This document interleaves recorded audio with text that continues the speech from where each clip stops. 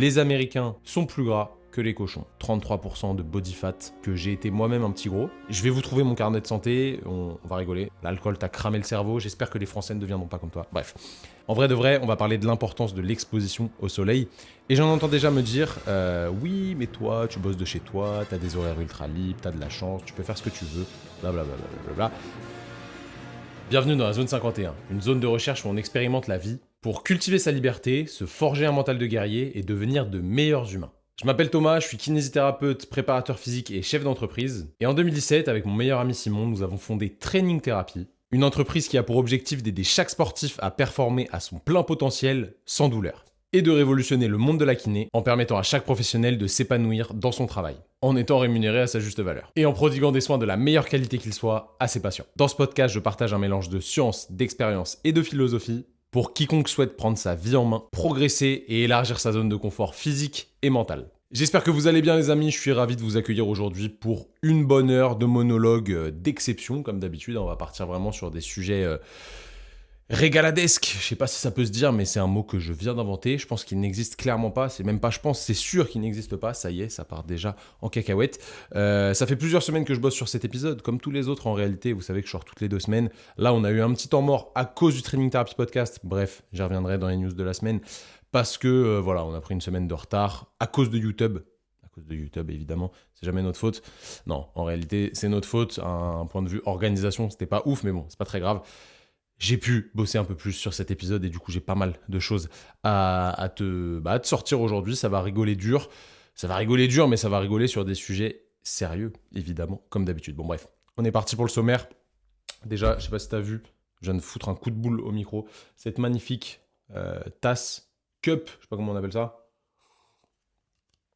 Rogue, que j'ai ramené des USA au bar Rogue. Pour ceux qui connaissent, il y a un bar à côté de Madison, là où il y a les CrossFit Games. Un bar sponsorisé par la marque Rogue. Don't weekend les amis. N'oubliez pas ça. On est parti pour le sommaire. Comme j'ai dit déjà, n'oublie pas de t'abonner à ce podcast si tu le regardes sur YouTube. Et regarde-le sur YouTube parce qu'aujourd'hui, je vais te présenter quelque chose que tu ne pourras voir qu'en visuel. Je ne donnerai pas le détail au niveau audio. Et bah balance un gros pouce bleu, abonne-toi à la chaîne, active les notifications, évidemment, c'est toujours important. Et si tu es sur Apple Podcasts, Deezer, Spotify, balance-moi une review de 5 sur 5 pour faire monter l'épisode dans les charts et me permettre de faire encore plus de contenu pour toi. N'oublie pas que c'est gratuit et que je te fais du contenu qualitatif. Je sais, petit coquin ou petite coquine, que tu attends toutes les semaines ce podcast et tu fais bien parce que j'espère te divertir comme il faut et surtout te faire réfléchir sur des sujets intéressants et pertinents évidemment. Donc on va d'abord parler des news de la semaine, tu commences à connaître le format du podcast. Ensuite, on va disserter sur l'importance de la lumière et les mauvaises habitudes avec le café. Oui, peut-être que tu te sens tout de suite visé. Je suis désolé, il n'y a pas de souci si tu te sens visé, mais ça va vraiment t'aider à mieux organiser ta prise de caféine et ça va être assez important, tu vois que ça va changer pas mal de choses dans ta vie. Puis on analysera ensemble l'importance du développement de la force dans le laboratoire de Dexter et je te proposerai le défi de la semaine avant de conclure sur cet épisode. Bon bref, il n'y a rien de différent d'habitude, tu commences à t'y faire, tu commences à connaître le format et c'est ça qui est cool. Et c'est parti pour les news de la semaine tout de suite. C'est l'heure du duel. Donc déjà, pour commencer la semaine, tu vois que là, j'ai mon chapeau de Luffy, j'ai mon chapeau de paille. Je te montre un truc, et ça, tu pourras le voir que en visuel, évidemment.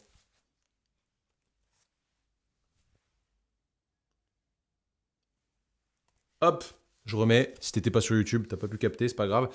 Pourquoi j'ai fait ça? Parce que je suis un homme qui tient ses paroles et j'avais dit à Simon et aux gars qui bossent avec nous, si la vidéo sur notre course de vélo fait plus de 50 000 vues sur YouTube, je fais ça et elle est à plus de 60 000, ce qui est déjà énorme pour nous. On est une petite chaîne, on commence, alors ça commence à monter, on a dépassé les 10 000 abonnés il y a quelques semaines, c'est cool, ça monte. Je pense que vous avez d'ailleurs tous kiffé la vidéo avec Sean qu'on a sortie dimanche dernier, vidéo avec le profilage physiologique. Vous avez vu qu'au final, j'ai complété, moi, le palier des 325 watts sur le vélo. Simon a complété le palier des 350. Solide, je pense qu'on est assez content de nous là-dessus. Donc voilà, vous avez vu cette magnifique chose que vous ne pouvez voir que sur YouTube. Évidemment, je trouve pas ça stylé du tout, j'avoue. C'est passé déjà un petit peu, je l'ai fait jeudi dernier, donc ça fait quasi une semaine que je l'ai fait. C'est passé un petit peu, mais ça me saoule vraiment d'avoir cette coupe. Enfin, ça me saoule. En vrai, je m'en fous en soi, mais je me trouve pas stylé avec. Si c'est ce que vous pourriez penser, entre guillemets. Bref, du coup, 325 watts pour moi, 350 watts pour Simon. Et hier, il y a mon pote Antoine qui est chez moi en ce moment. Et il nous a dit, les gars, je suis sûr que je vous casse le cul sur 30 secondes. Ski erg, 30 secondes rameur, 30 secondes éco-bike, 30 secondes bike erg. Au final, on n'a pas fait l'éco-bike parce qu'il était trop mal, je ne vais pas vous mentir. Du coup, on ne lui a pas imposé l'éco-bike. Mais on vous a fait de belles vidéos qu'on va faire sous format réel sur Insta. Assez marrant, player 1, player 2, player 3 qui rentre dans la partie qui va gagner les 30 secondes max cal. Un peu comme on avait fait avec Théo, je ne sais pas si vous aviez vu ces vidéos, mais c'était assez marrant. Ça a mal fini. Ça a mal fini pour Antoine, il a vomi. Vous avez vu la vidéo sur Insta mardi soir, on a partagé ça. Désolé, je m'abreuve les gars, vous savez que c'est important. L'eau, c'est très important. Comme disait JCVD, bientôt il n'y en aura plus. Il a mal fini le type, vomi, tout ça. Donc bon, Antoine, force à toi, hein, je sais que tu vas écouter l'épisode. T'as été chaud, tu t'es donné. Malheureusement, les résultats sont les résultats. Voilà, c'est comme ça. Comme disait Caris, et on va reparler de Caris aujourd'hui, les hommes mentent, mais pas les chiffres. Les hommes mentent, mais pas les chiffres, tout simplement.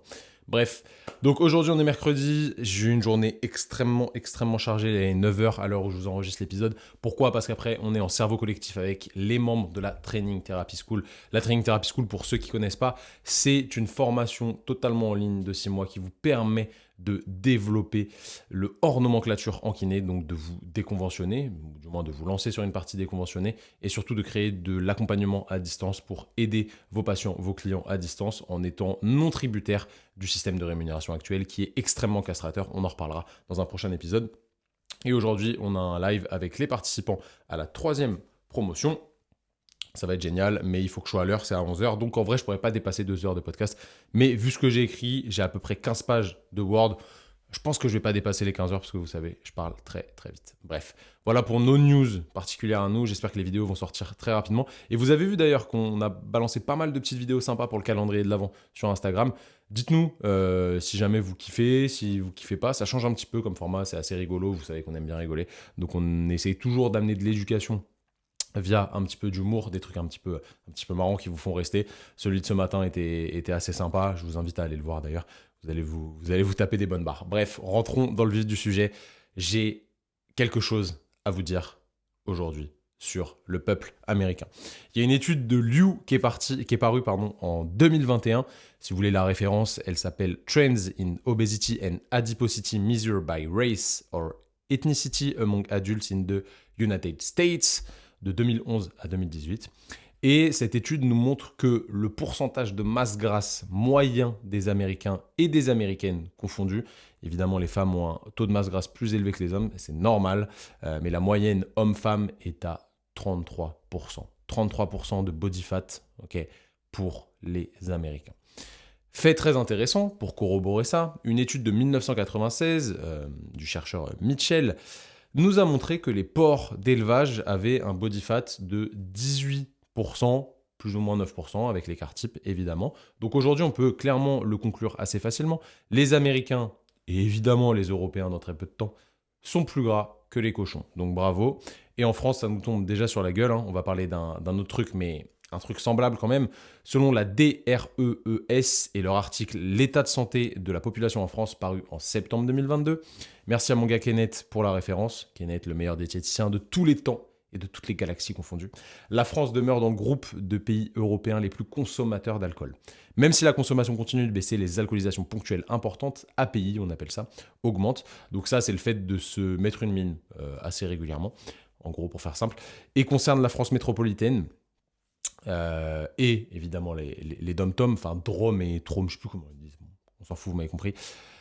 26% des femmes et 50% des hommes de 15 ans ou plus en 2019 contre 16% et 42% en 2014. Donc ça ne fait que de monter. Les alcoolisations ponctuelles importantes ne font que de monter. Et ça, je vous garantis que pour votre santé, c'est vraiment de la merde. Ça vous met dans des états de merde. On l'a tous fait. Moi, je me suis pris des charges, etc. Ça sert à rien. Ça sert à rien. Vous n'avez pas besoin de ça pour vous désinhiber. Vous n'avez pas besoin de ça pour passer des bons moments. Je ne suis pas là pour faire la morale. Mais vous savez vraiment que c'est inutile au possible. L'alcool, c'est vraiment pas un truc qui est bon pour la santé. Vous pouvez me faire croire ce que vous voulez. L'alcool, c'est pas bon pour la santé. Boire du vin, c'est pas bon pour la santé. Il n'y a rien de bon là-dedans. Et commencez pas à me dire, ouais, il y a des tanins et des molécules. On s'en bat les couilles. Ça sert à rien. C'est inutile au possible. C'est juste une habitude complètement éclatée. C'est de l'eau dans dans mon don't weekend. J'ai décidé de boire aujourd'hui, c'est important, je m'hydrate. J'ai mangé beaucoup de viande hier et j'ai pas bu beaucoup au resto, donc il faut que je m'hydrate. Bref, le tabac maintenant, le tabac constitue la première cause de mortalité évitable avec 75 000 décès en 2015. La tendance est cependant à la baisse entre 2014 et 2019, ok c'est cool. 18% des 15 ans ou plus fument quotidiennement. 18%, 2 personnes sur 10, alors qu'ils étaient 25% en 2014. C'est un peu mieux, mais bon, c'est pas exceptionnel non plus. En 2020, la baisse semble marquer un coup d'arrêt dans un contexte de crise sanitaire. Bon, on met des excuses où on veut. Si en France métropolitaine, plus de 3 habitants sur 4 consomment tous les jours des fruits et des légumes, c'est moins de 50% dans les Drômes, où la consommation de boissons sucrées est aussi plus répandue. Donc ça, c'est les départements et régions d'outre-mer. Ils ont mixé les deux. 20% des habitants de France métropolitaine et 30% des habitants des Drômes ne font aucun trajet à pied d'au moins 10 minutes par semaine. 10 minutes par semaine. Bref. Et là, le fait le plus critique, la surcharge pondérale concerne 45% des personnes en France, dont 14% souffrant d'obésité. Donc en France, on a 45% de personnes en surpoids, dont 14% en obésité. MDR. Les prévalences d'obésité sont plus élevées dans la partie nord de la France, désolé mon gars Maxime, vers chez vous à Lille c'est un petit peu plus dur, où elles dépassent 20% dans certains départements, ainsi que dans les Drômes, sauf à La Réunion. Donc les Réunionnais, vous êtes bien, restez là-dessus. La part de personnes obèses diminue lorsque le niveau de diplôme ou le niveau de vie augmente. Évidemment, c'est souvent corrélé à la classe sociale, ça, classe sociale entre guillemets, hein, ça veut rien dire, mais vous avez compris, au niveau d'éducation. Et on a encore plus récent, en 2023, la moitié de la population française présente un surpoids et 8,5 millions d'adultes souffrent d'obésité. Et oui, un rapport remis le 27 avril 2023 au ministre chargé de la Santé et des Solidarités propose des mesures visant à mieux prévenir et prendre en charge l'obésité en France. Ce rapport, il montre que 17% des adultes sont touchés par l'obésité, MDR entre guillemets. Hein. En gros, ils sont obèses, quoi. Pourquoi pas faire simple 17% des adultes sont obèses. D'ailleurs, combien d'entre eux ne prennent pas les escalators ni les ascenseurs? Dites-le moi. Dites-moi combien de pourcentage de ces 17% prennent les escalators ou ne prennent pas l'ascenseur. Enfin, ne prennent pas les escalators ou vous avez compris quoi. Prennent les escaliers comme je vous le répète tout le temps. Dites-moi et je serais curieux de savoir. Pour faire simple, on gagne 3% d'obèses en plus par an. C'est génial. Et en fait, je peux me permettre de vous parler de ça parce que j'ai été moi-même un petit gros. Et oui, un moyen petit gros. Je vais vous trouver mon carnet de santé, on va rigoler. Je mets sur pause vite fait, je vais chercher mon carnet de santé si je le trouve et on va se taper des barres. Bon, let's go, on est reparti. Je vous ai trouvé cette magnifique chose. Carnet de santé à l'ancienne, hein, vous vous rappelez de ça. Donc, le petit Toto. Courbe de poids de 0 à 3 ans. Bon, là, ça allait. Tac. À 3 ans, je faisais 16 kilos. Solide. 16 kilos à 3 ans. Et 3,5 kg à la naissance. Donc ça, je sais pas si c'est bien, je sais pas si c'est pas bien. On s'en bat les reins. Bref. Courbe de poids et taille des filles de 0 à 22 ans. Alors, garçon, du coup, de 0 à 22 ans. Là, j'étais toujours en haut. Je sais pas si vous voyez là, mais j'étais toujours en haut du bail. Sur la taille, j'étais juste en haut. Et sur le poids, je dépassais le haut. Donc en gros, à 11 ans, je faisais 50 kilos pour 1m60. 50 kilos pour 1m60 à 11 ans. C'est au-dessus et c'est au-dessus. Je sais pas si c'est ouf. Je crois pas que ce soit terrible.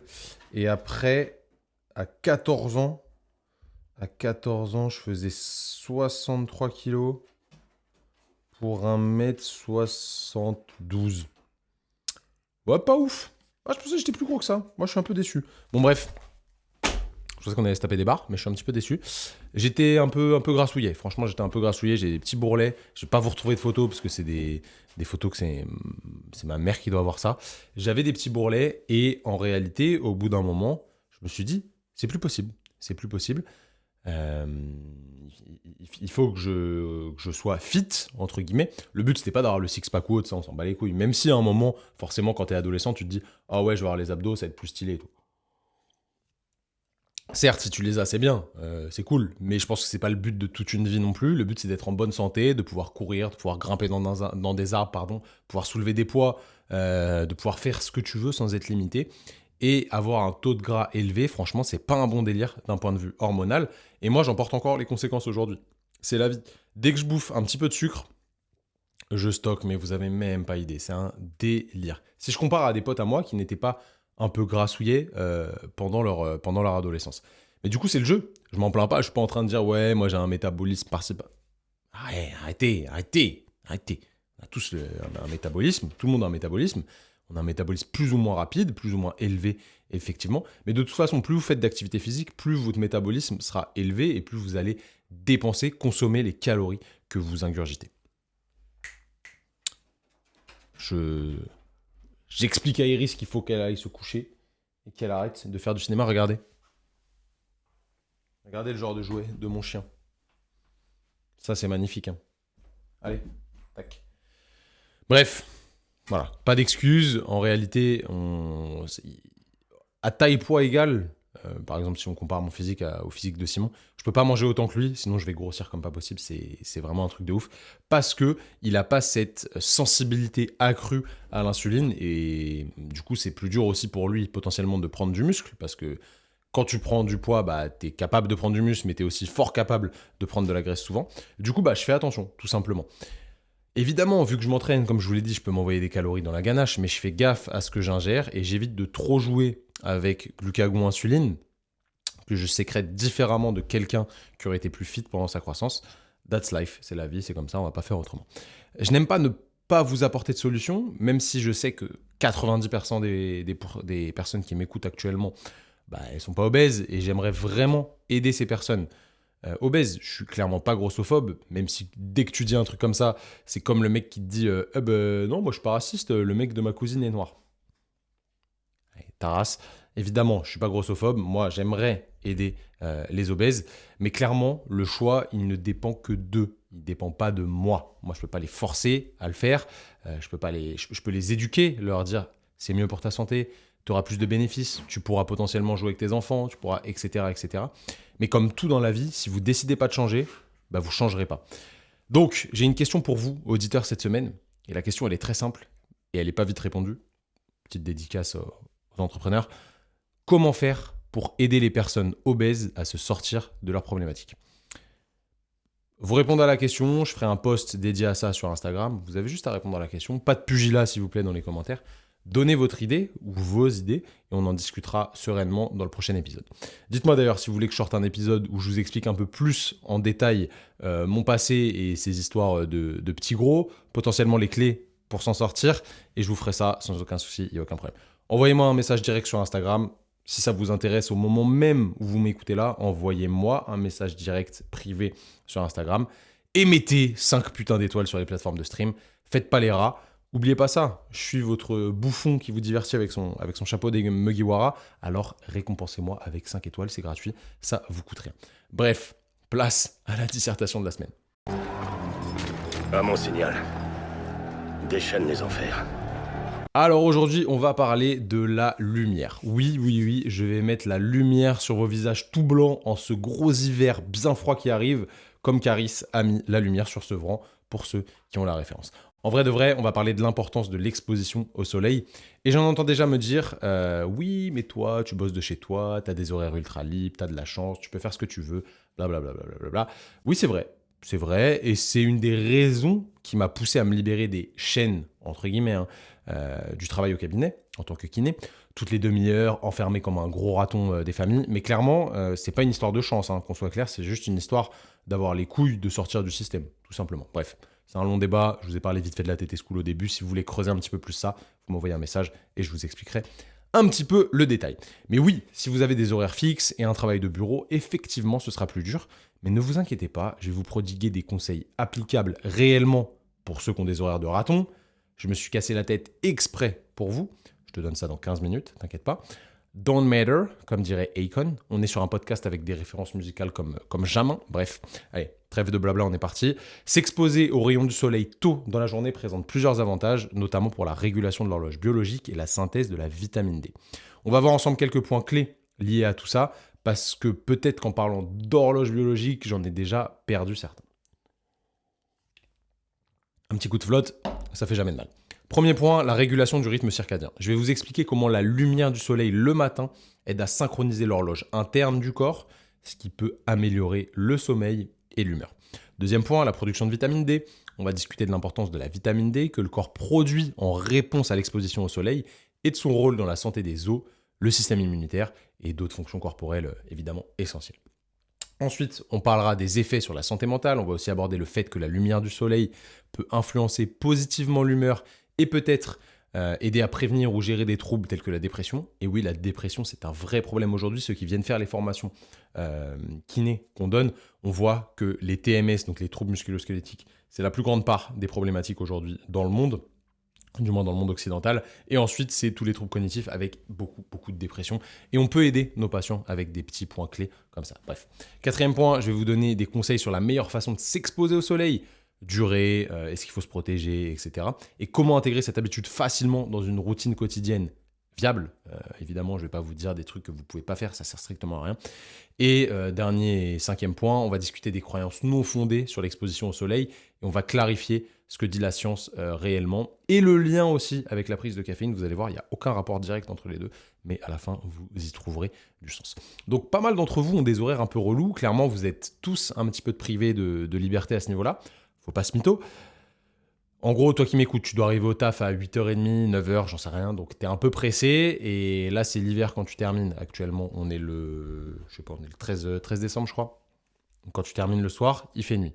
Donc, créer une routine matinale pour maximiser l'exposition au soleil, surtout pour ceux qui ont des horaires de bureau, entre guillemets classiques, c'est une idée qui va être ultra pratique et ultra bénéfique. Donc, je te donne quelques conseils clés que tu peux inclure dans ta vie de tous les jours, même si tu as un temps limité.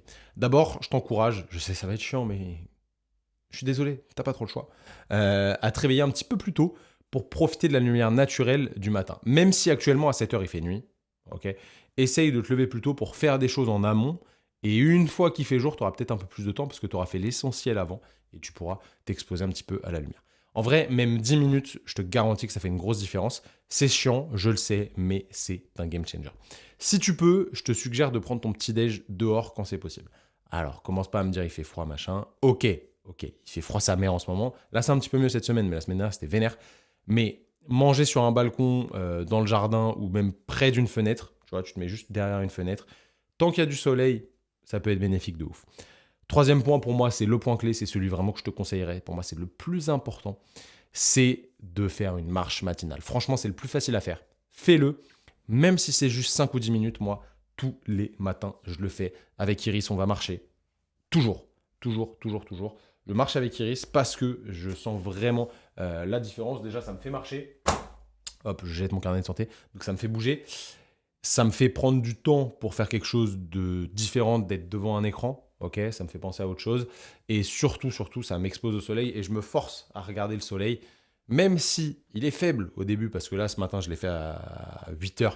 Il faisait pas encore complètement jour, mais il y a ces lumières orangées, etc., qui viennent stimuler ta rétine et c'est vraiment ultra important. Donc, même si c'est juste 5 à 10 minutes, fais-le. Marche jusqu'à la station de bus, gare ta voiture un peu plus loin, fais un petit détour à pied. Bref, force-toi à faire ce genre de truc ou achète un chien, tout simplement. Pour ceux qui font du sport, n'hésitez pas à faire du sport au soleil. Évidemment, si vous pouvez aller courir, c'est toujours cool parce que vous allez être exposé à la lumière du soleil, donc c'est bien. C'est toujours mieux que d'être dans une salle. Après, évidemment, utiliser des poids et haltères ailleurs que dans une salle, c'est extrêmement compliqué. Donc, ça peut être réalisé dehors et ça va être intéressant. Si vous êtes en mode routine de méditation ou de respiration, faites-le face à une vitre, ok, pour prendre les rayons dans la gueule, ou faites-le directement dehors si vous n'êtes pas trop frileux. En vrai, le froid, c'est qu'une sensation. N'oubliez pas les douches froides. C'est plus désagréable une douche froide que être dehors dans le froid pendant 5 minutes. Franchement, ça fait toute la différence. Et le dernier point, le plus important, utilisez vos fenêtres. Parce qu'en réalité, on sait, c'est quand même plus simple pour ceux qui habitent en appart, etc. Mettez-vous proche d'une fenêtre où il y a de la lumière. Ça peut vraiment être utile. La stimulation sera quasiment la même que si vous étiez dehors. Donc franchement, utilisez ça.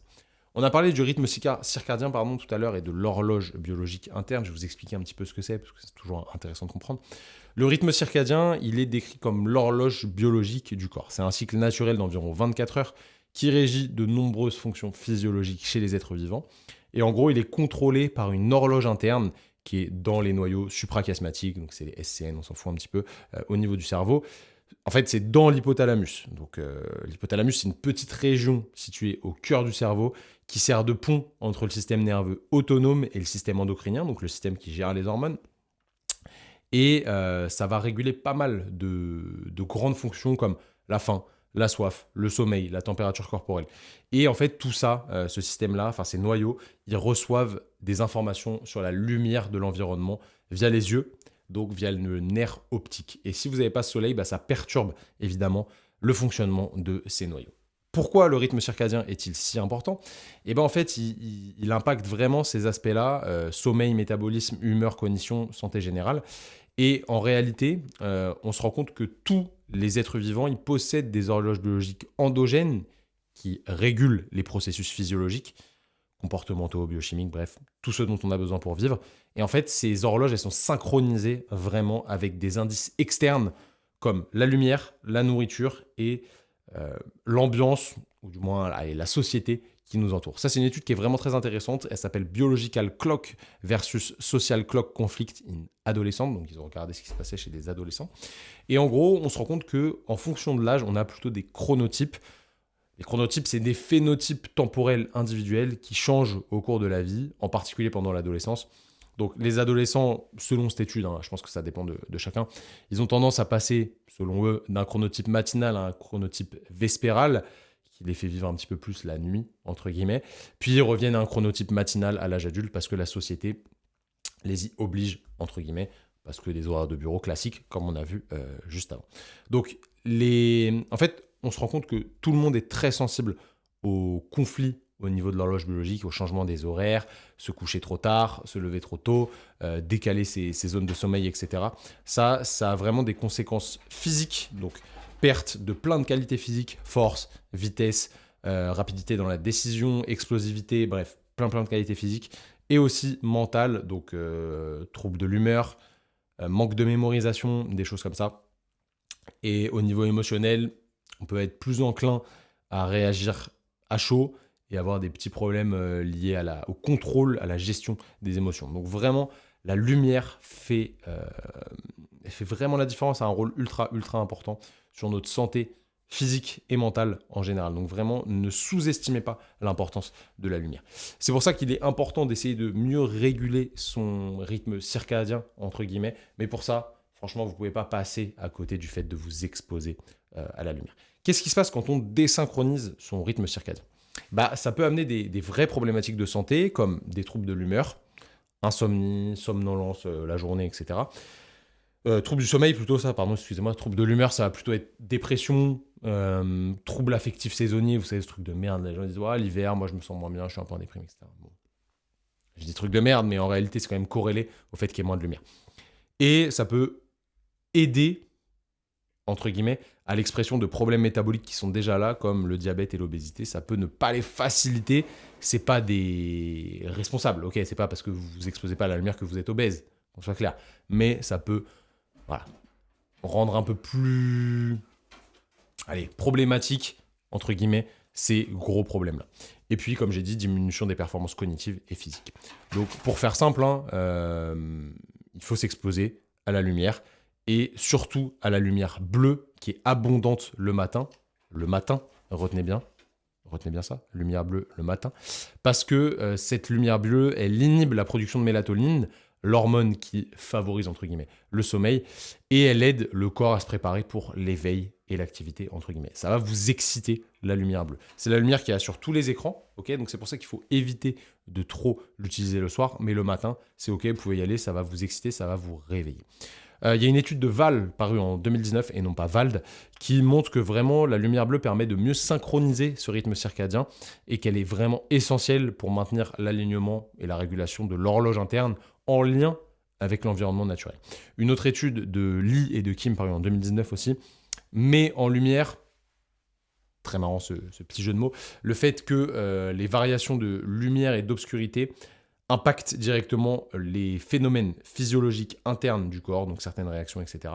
Et que l'exposition régulière à la lumière le matin peut maintenir notre capacité à nous adapter. Et n'oubliez pas, ceux qui s'adaptent survivent. Donc, en vrai, les conseils clés que je vais vous donner, c'est de vous lever un peu plus tôt pour profiter de la lumière naturelle du matin, de faire des activités en plein air, de déjeuner, ou de petit déjeuner plutôt, près d'une fenêtre pour avoir la lumière en pleine gueule, de méditer ou de respirer si vous avez des routines comme ça, proche aussi d'une source de lumière. Et ce sera déjà pas mal. Si jamais vous êtes dans des régions comme la mienne en Bretagne où il fait pas très très beau, bon, en Bretagne on dit qu'il pleut que sur les cons, mais en vrai il pleut quand même assez souvent, on va pas se mentir. Il y a de la lumière, il y a toujours des UV, chez nous c'est assez lumineux, mais on voit pas non plus le soleil de fou furieux. Donc ce que je peux vous conseiller pendant l'hiver, utilisez des lampes de luminothérapie. C'est des lampes qui vont imiter la lumière naturelle et qui vont exciter votre rétine, exciter votre nerf optique. Et du coup, on reparle des noyaux suprachiasmatiques dont on parlait tout à l'heure, vont vous aider à mieux réguler vos hormones, votre horloge interne, etc. Donc c'est vraiment assez intéressant. Faites-le, je pense que ça peut vous aider. Je vous mettrai en lien une petite lampe assez cool que moi j'utilise pour le matin, pour vraiment essayer de réveiller, de mettre de la lumière sur les yeux, c'est assez important. Sinon, vous avez juste à ouvrir vos rideaux, asseyez-vous près des fenêtres et maximisez votre exposition à la lumière naturelle, même quand il fait moche. Pour les travailleurs de bureau, faites une pause le matin, allez marcher, exposez-vous un petit peu à la lumière naturelle. Et pour ceux qui n'ont pas le temps d'y aller le matin, faites-le le midi. Pendant votre pause déj, vous allez faire une petite promenade en plein air. Donc en réalité, l'exposition à la lumière naturelle le matin, c'est un moyen simple mais ultra puissant de réguler le rythme circadien et de promouvoir une meilleure santé globale. En intégrant ces petites pratiques dans la routine quotidienne, vous pouvez vraiment améliorer significativement votre qualité de vie. Donc je vous encourage vraiment à le faire. Et si on parle des choses qui fâchent, on se rend compte que le manque d'exposition à la lumière peut amener à des pathologies, des vraies problématiques comme un déficit en vitamine D. Du coup, pour votre santé osseuse, c'est pas ouf. Pour votre système immunitaire, c'est pas ouf non plus, parce que si vous ne sécrétez pas de vitamine D suffisamment, et la vitamine D se sécrète grâce, entre autres, au fait de s'exposer à la lumière, vous allez être plus à même de choper plus d'infections, des pathologies qui traînent, etc. Donc c'est vraiment important de s'exposer au soleil, rien que pour ça.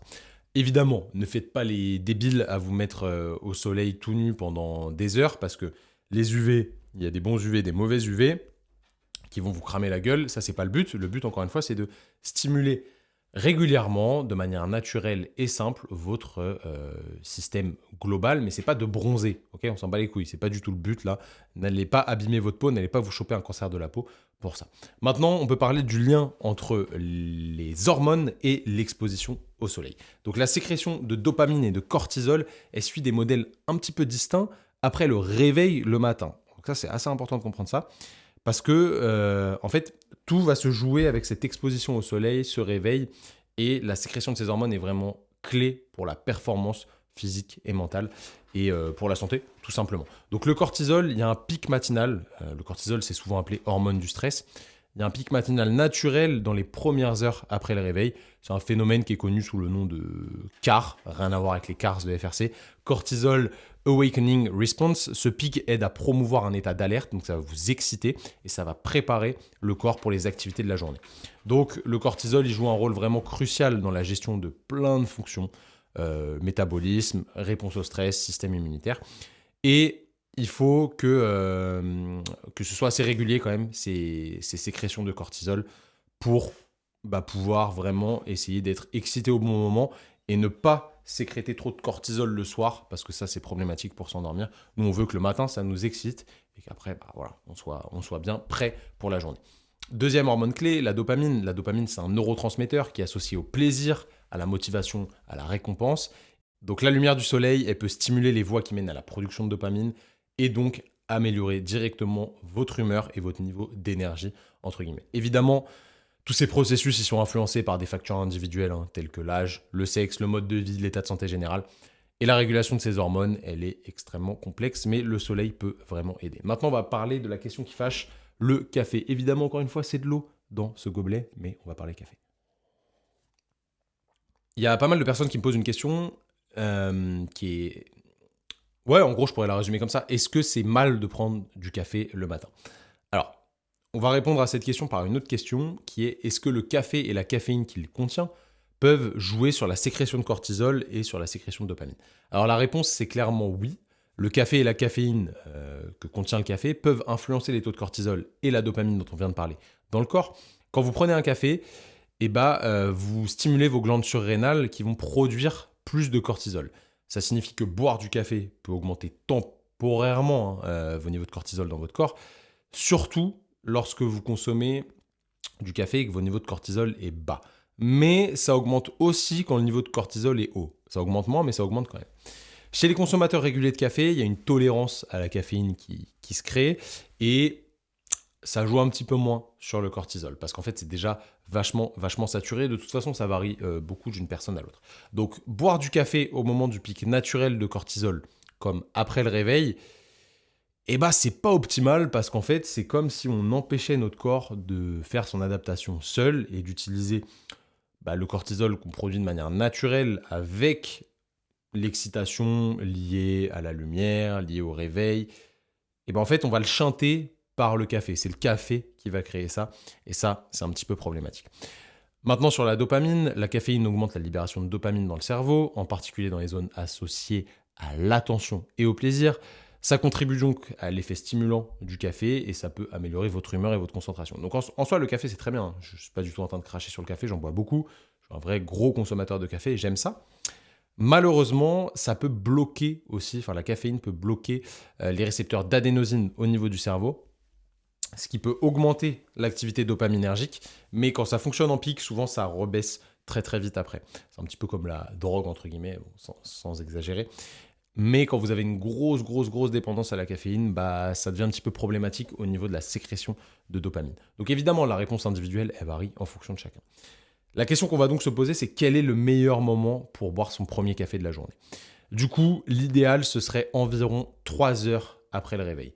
Pourquoi ? Simplement parce qu'au réveil, comme tu l'as compris, notre corps, il sécrète naturellement du cortisol, l'hormone qui a pour but de stimuler notre système nerveux sympathique. Le problème, c'est que la caféine réduit cette sécrétion naturelle du matin, entre guillemets, et risque de te fatiguer davantage sur le long terme. Donc c'est environ 3 heures après le réveil que le pic d'hormones redescend naturellement et que le café sera bénéfique. Donc je pense que c'est à toi maintenant d'adapter les choses. Je te dis pas d'arrêter de boire du café, je te dis pas de passer ta vie au soleil, mais essaye de t'exposer régulièrement au soleil. Si jamais tu peux pas parce que tu es dans une région qui est éclatée au sol, utilise une lampe à lumière bleue, je te mettrai ça dans la description du podcast et tu pourras tranquillement t'exposer à une lumière, certes artificielle, mais qui va t'aider un petit peu là-dessus. Et on parlera plus tard de la lumière rouge dans un autre épisode. Je suis en train de tenter quelque chose, une expérience sur moi.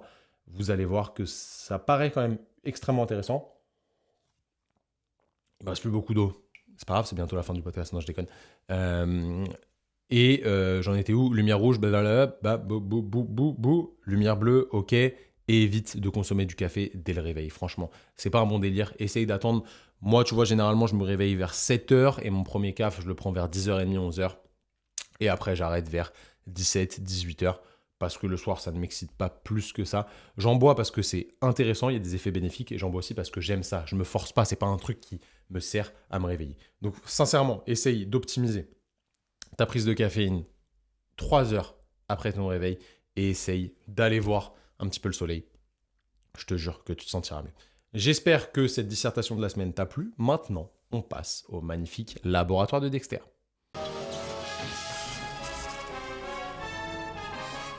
La semaine dernière, j'avoue c'était il y a 3 semaines, mais tranquille, il y a eu le TT Podcast entre-temps. Comme je t'ai dit, on voulait le publier au départ sur la chaîne principale YouTube, d'ailleurs chaîne que je t'invite à aller regarder et à aller disséquer, regarde toutes les vidéos de la chaîne, elles sont toutes stylées.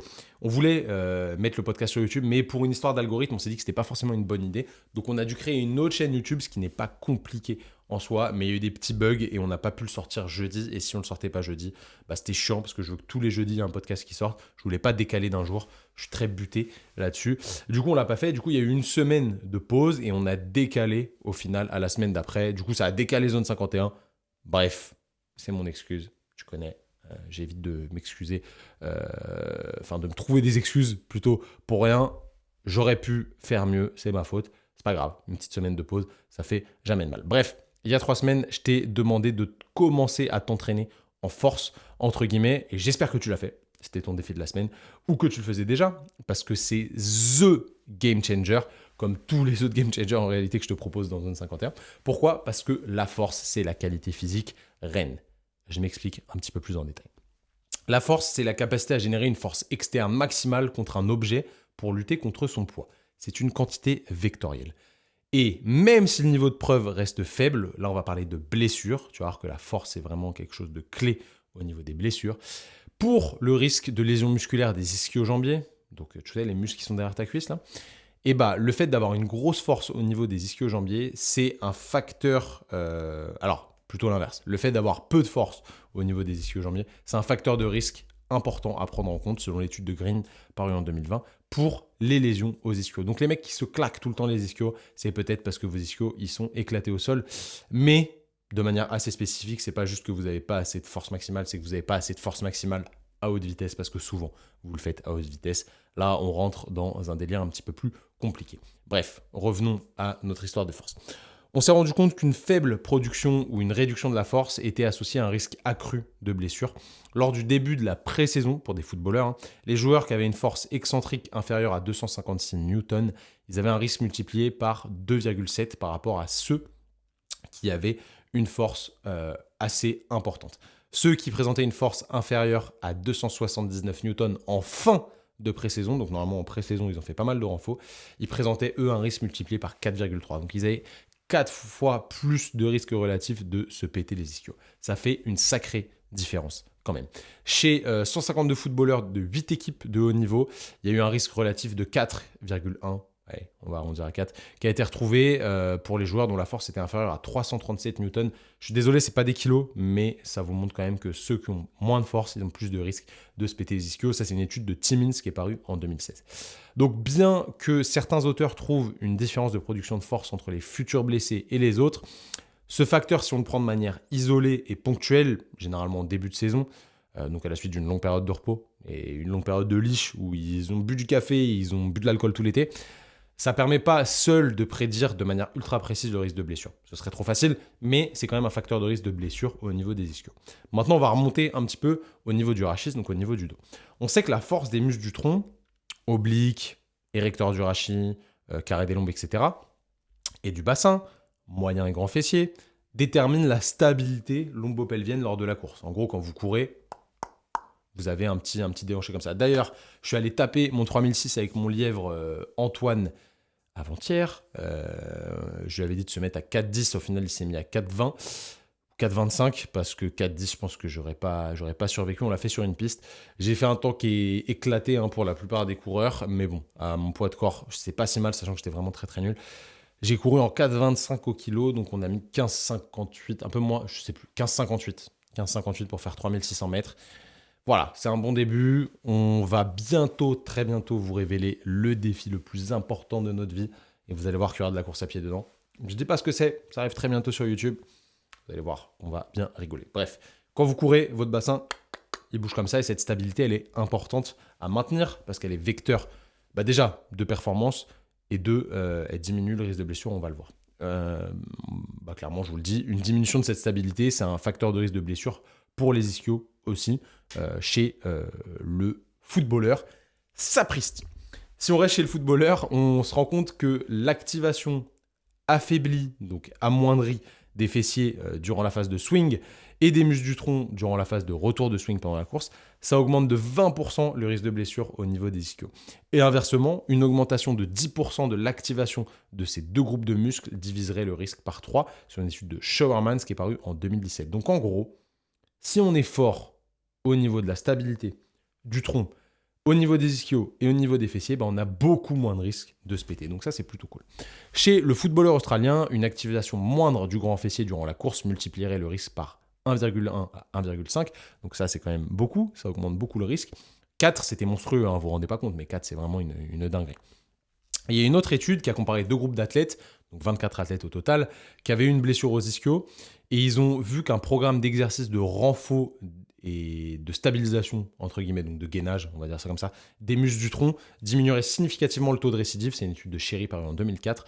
Ça, c'est vraiment très intéressant parce qu'on se rend compte que tout t'es un peu imbriqué. Quand vous avez une bonne stabilité au niveau du tronc, et bah ça joue pas mal sur les ischios qui sont sous le tronc. Donc tout vient du corps, du noyau, et c'est vraiment important de développer cette capacité à être rigide et à bouger aussi, évidemment. On va pas faire que de la rigidité, il faut aussi un petit peu de mobilité, mais ça montre quand même que c'est assez intéressant. Bon, les ischios, on en a marre, tout le monde n'est pas footballeur ici, ça va 5 minutes, on n'a pas que ça au cabinet, et vous avez aussi des entorses de cheville, par exemple, et si on parle des entorses de cheville, on regarde l'étude de Smith qui est parue en 2021, il y a une étude vraiment très très intéressante, celle-là, hein. C'est une étude que j'aime bien. Ils ont pris des patients et leur ont fait 8 semaines de renforcement du pied et de la cheville. Exo de renfo du pied et de la cheville classique, séance de 20 à 30 minutes, et par rapport à un groupe contrôle qui ne faisait que des étirements, et bah sur 1 an, ils se sont beaucoup moins blessés. Il y avait beaucoup de sujets, ils étaient 120 à peu près, et ils faisaient entre 20 et 100 km de course par semaine. Donc c'était des coureurs, et ça c'était vraiment très très intéressant.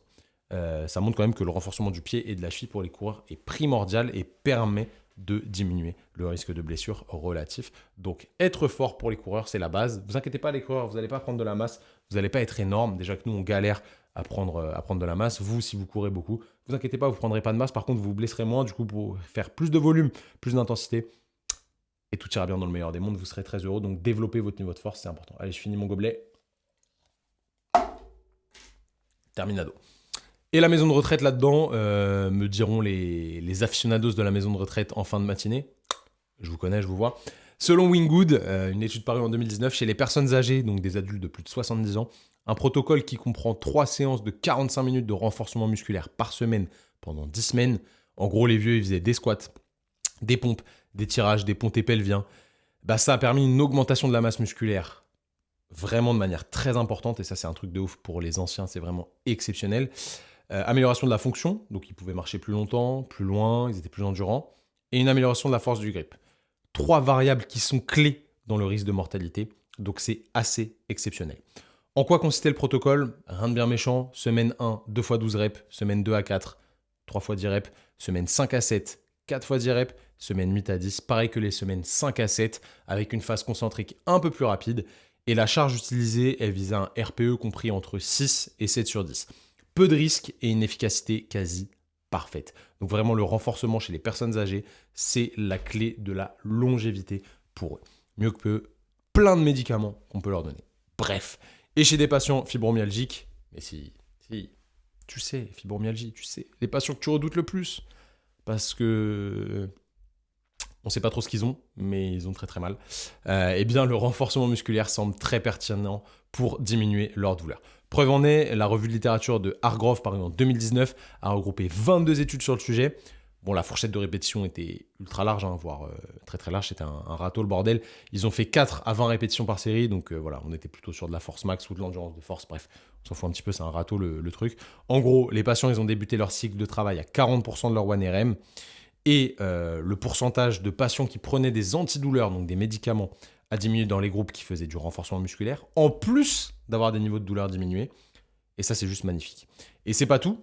Avec seulement 2 séances par semaine, ils ont aussi diminué leur niveau de dépression, ils ont amélioré la qualité de leur sommeil et leur force a augmenté de manière impressionnante, entre 33 et 63% de gains en fonction des protocoles.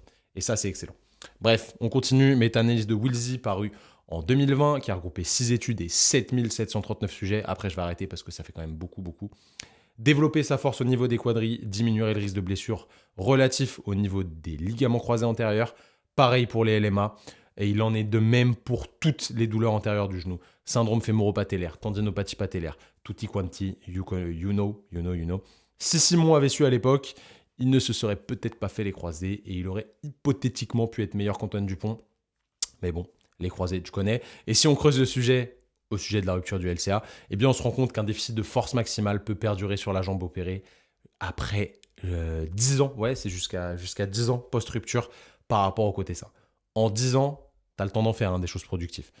Donc franchement, c'est un truc de ouf. Ce qui est sûr, c'est qu'en kiné, en fait, on a toujours tendance à sous-charger les patients. On a peur, mais il faut vraiment qu'on développe leur niveau de force. Si on reprend les ischios, suite à une LMA, donc lésion musculaire myo-aponévrotique, le déficit de force peut durer jusqu'à 3 ans par rapport au côté sain. Donc ton gosse, en 3 ans, il peut rentrer à la crèche. vraiment au calme. Et si on va encore plus loin, on se rend compte que l'explosivité, donc la capacité à produire un haut niveau de force très rapidement, elle est diminuée dans les tendinopathies, les entorses et dans les lésions des ischios dont je viens de te parler. Donc il faudrait en fait qu'on adapte vraiment nos séances aux besoins de chaque patient.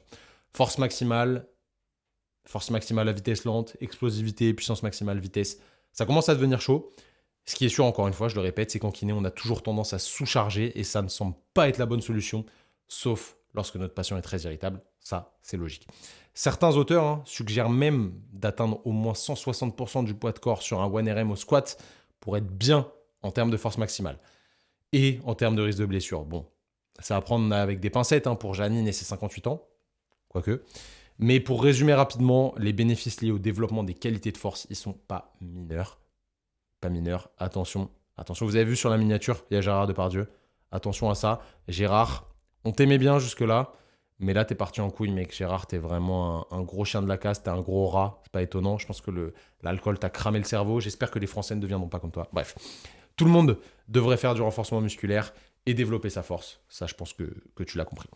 Gérard, développe ta force. Tout cela, c'est bien beau, mais comment faire concrètement avec nos patients? Les calculs de 1RM, tu sais très bien qu'au cabinet, c'est beaucoup trop compliqué et beaucoup trop risqué.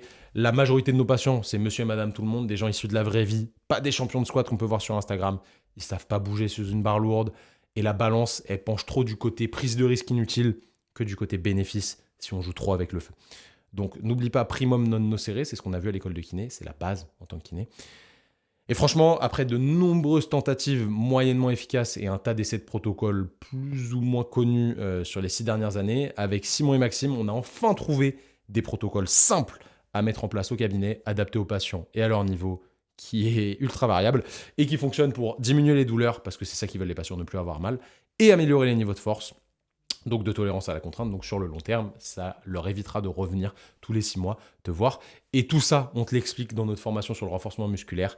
C'est vraiment la formation qu'il faut en tant que kiné. C'est ça, c'est un game changer. Tu as vraiment besoin de cette formation pour utiliser la kinésithérapie active à bon escient et je te conseille vivement de venir te former avec nous. Les dates pour 2024 sont disponibles sur le site et si jamais tu veux le faire en e-learning, tu as juste à cliquer sur le deuxième lien dans la bio. Ça t'amènera dans la bio.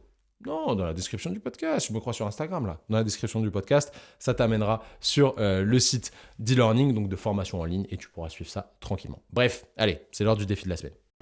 Ce que l'on fait dans sa vie résonne dans l'éternité. Aujourd'hui, je vais te donner un défi qui va reprendre du sens un petit peu avec ce qu'on a vu au début du podcast, mais qui va être un petit peu différent de ce qu'on a vu à la fin. Je vais te demander de t'étirer 5 minutes tous les jours devant une vitre avec du soleil ou de la lumière si possible. Si tu peux le faire dehors, fais-le dehors, ok? Mais là, j'aimerais que tu t'étires 5 minutes tous les jours à partir de maintenant, tout de suite, face à la lumière du soleil. Si tu peux le faire le matin, c'est mieux. Sinon, tu le fais le midi. Le soir, tu n'auras pas de lumière, donc fais pas le mytho. Fais-le le matin si tu peux, ce sera mieux. Si tu es dans une région éclatée, ça c'est ton problème, c'est pas ma faute, mais étire-toi vraiment 5 minutes, donc 2 minutes 30 par côté ou 5 minutes sur une même zone. Et on parlera de la puissance des étirements et de la mobilité dans 2 semaines. T'inquiète, ça va être vraiment très intéressant. Mais d'abord, je veux que tu t'étires, que tu ressentes les sensations vis-à-vis des étirements. Trouve une articulation qui est limitée en termes de mobilité, un tissu où tu es raide et viens l'étirer le temps qu'il faut. Si tu peux en faire plusieurs, fais-en plusieurs. Mais maintiens des postures un petit peu prolongées, donc plus de 30 secondes d'étirement. Et on verra l'intérêt de tout ça. Commence pas à crier sur les étirements tout de suite. Je vais t'expliquer en détail les choses. Ça va être bien plus pertinent que juste un post Instagram dans 2 semaines. T'inquiète pas, ça va être incroyable. Un jour peut venir où le courage des hommes faillira, où nous abandonnerons nos amis et briserons tout lien. Mais ce jour n'est pas arrivé. Bon, on arrive à la fin de ce podcast. J'espère que tu as kiffé. N'oublie pas de t'abonner au compte en lien avec ce podcast @ThomasBNY sur Instagram. N'oublie pas de t'abonner à la chaîne YouTube Zone 51 évidemment et à la chaîne YouTube Training Therapy aussi et aussi au compte Instagram Training Therapy. Bref, je te demande plein d'abonnements mais aussi 5 étoiles en review sur le podcast. Dis-moi ce que tu ferais pour les personnes obèses. N'oublie pas la question que je t'ai posée au début du podcast directement sur le post Instagram qui est sur le compte @ThomasBNY.